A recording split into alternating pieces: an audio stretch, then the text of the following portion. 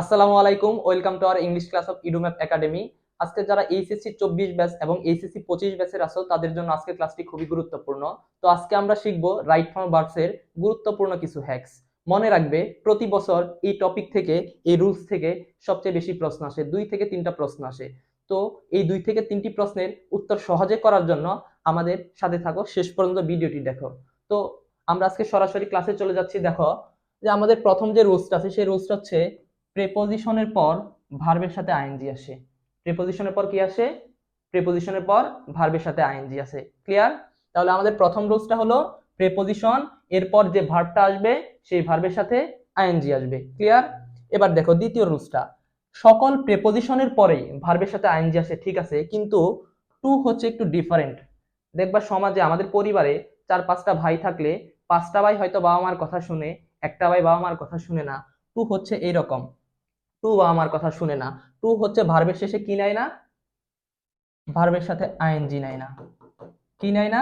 ভার্বের সাথে আইএনজি নেয় না। তাহলে টু এর পর কি বসে? টু এর পর বসে ভার্বের বেস ফর্ম। কি বসে? ভার্বের বেস ফর্ম। এবার আসো, শুধু যে টু নিজের পর হচ্ছে ভার্বের বেস ফর্ম নেই এমনও না, কিছু কিছু ডিফারেন্স আছে এখানে। আমরা কিছু ফ্রেজ পড়বো যে ফ্রেজগুলোর পর টু ভার্বের সাথে আইএনজি নাই। কি নাই? ভার্বের সাথে আইএনজি নাই। তো আমার সাথে সাথে তোমরা ফ্রেজগুলো মনে রাখতে পারো, উচ্চারণ করতে পারো। With a view to, look forward to, confess to, object to, be used to, get used to, accustom to. এই যে কয়েকটা ফ্রেজ পড়লাম, এই ফ্রেজগুলোর পর ভার্বের সাথে আইএনজি আসে। কি আসে? ভার্বের সাথে আইএনজি আসে। তো আমরা এক নজরে আবার রুলসগুলো দেখে নেই। রুলসগুলো হচ্ছে প্রেপোজিশনের পর, সকল প্রেপোজিশনের পর ভার্বের সাথে আইএনজি আসে, শুধুমাত্র টু এর পর ভার্বের বেস ফর্ম বসে। এবার এটারও একটা ব্যতিক্রম আছে। সেই ব্যতিক্রমটা কি? সেই ব্যতিক্রম হলো with a view to, look forward to, confess to, object to, be used to, get used to, accustom to, এদের পর ভার্বের সাথে কি আসে? আইএনজি আসে। ক্লিয়ার? চলো আমরা এক্সাম্পলে চলে যাই। দেখো বলছে কি, Rahim is thinking of dash to Dhaka. অপশনে দেওয়া আছে গো।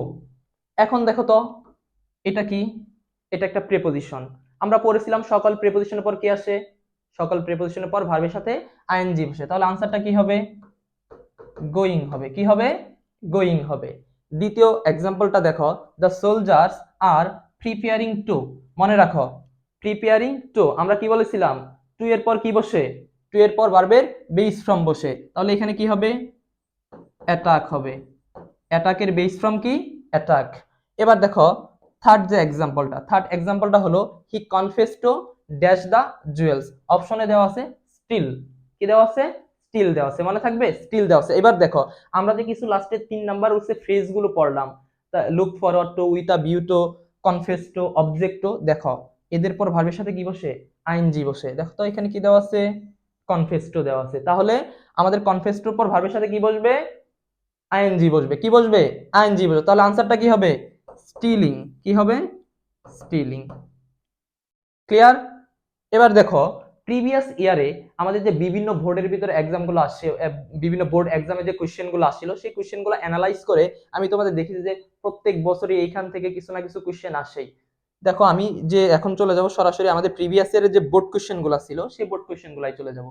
দেখো প্রথম কোশ্চেনটাই বলছে I like to dash them free set. দেখো টু এর পর কি বসে? টু এর পর ভার্বের সাথে কি বসে? বেস ফর্ম বসে। তাহলে এখানে কি হবে? সেট হবে।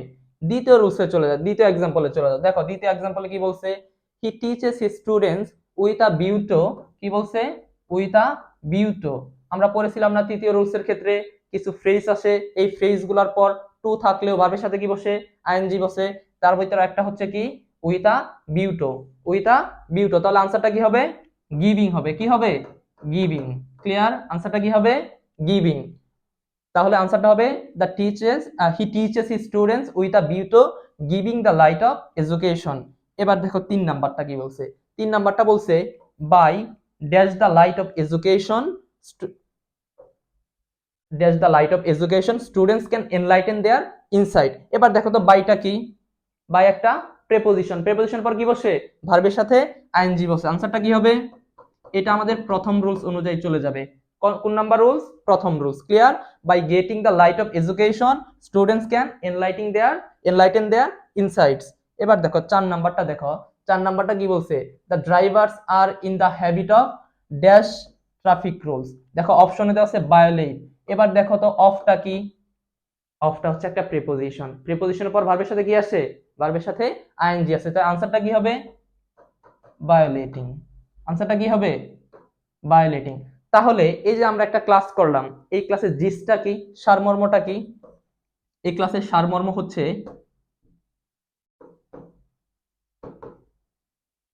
এই ক্লাসের সারমর্ম হচ্ছে সকল প্রিপোজিশনের পর ভার্বের সাথে আইএনজি বসবে, সকল প্রিপোজিশনের পর ভার্বের সাথে কি বসবে, আইএনজি বসবে, প্রিপোজিশন প্লাস ভার্বের সাথে আইএনজি। এবার দেখো আমাদের সেকেন্ড রুলসটা কি ছিল, সেকেন্ড রুলসটা ছিল টু প্লাস ভার্বের বেস ফ্রম বসবে, কি বসবে, টু প্লাস ভার্বের বেস ফ্রম। আমরা থার্ড রুলস বলেছিলাম টু এরও কিছু ব্যতিক্রম আছে, সেই ব্যতিক্রমগুলো কি কি, with a view to, look forward to, get accustom to, be used to, get used to, object to, confess to. এদের পর কি বসবে, এদের পর ভার্বের সাথে আইএনজি বসবে।